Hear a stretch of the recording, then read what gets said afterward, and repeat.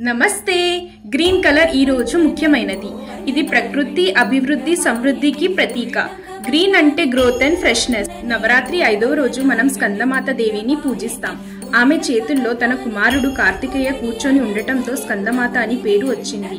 అమ్మవారికి 5 చేతులు ఉంటాయి. ఒక చేతిలో కమలం, ఒక చేతిలో స్కంద, మిగతా చేతుల్లో ఆశీర్వాద ముద్రాలు ఉంటాయి. ఆమె పూజతో భక్తులకు శాంతి, జ్ఞానం, మోక్షం లభిస్తాయి. స్కందమాత పూజతో ఇంట్లో సుఖం, సంతోషం, సంపద పెరుగుతాయి.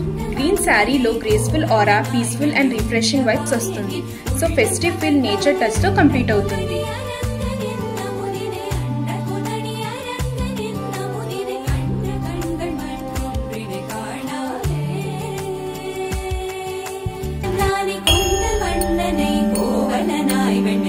Unavayanin